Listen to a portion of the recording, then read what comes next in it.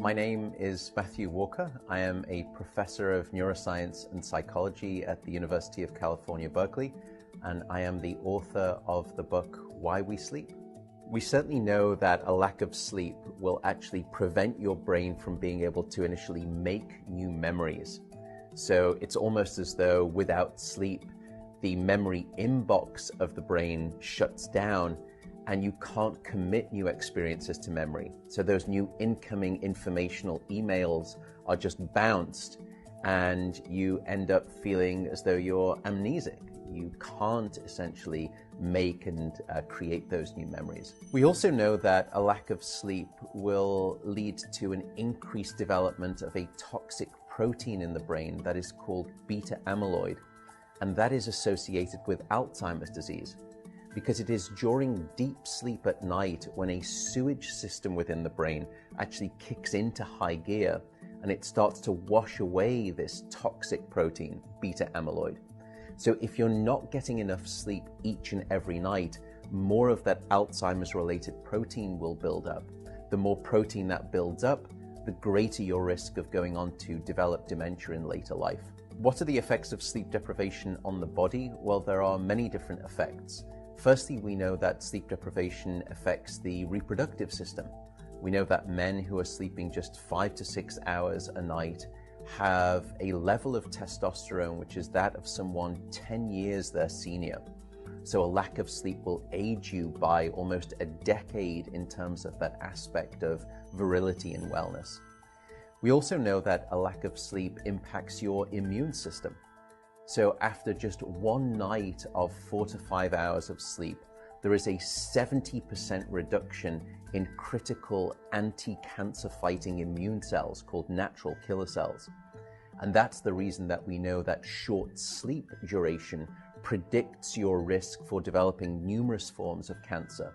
And that list currently includes cancer of the bowel, cancer of the prostate, as well as cancer of the breast. In fact, the link between a lack of sleep and cancer is now so strong that recently the World Health Organization decided to classify any form of nighttime shift work as a probable carcinogen.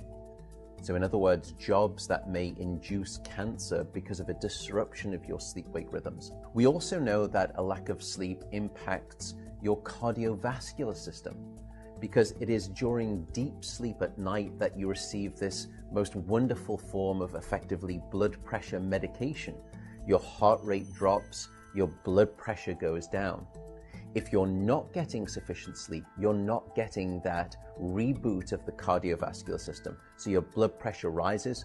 You have, if you're getting 6 hours of sleep or less, a 200% increased risk of having a fatal heart attack or a stroke in your lifetime. There is a global experiment that is performed on 1.6 billion people twice a year, and it's called daylight savings time.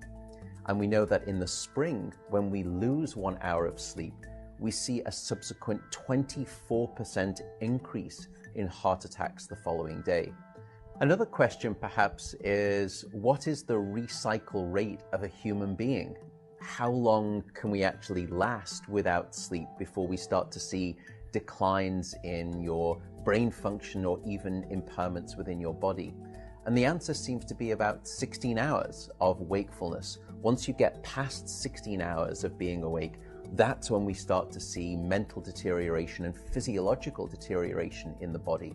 We know that after you've been awake for 19 or 20 hours, your mental capacity is so impaired that you would be as deficient as someone who is legally drunk behind the wheel of a car.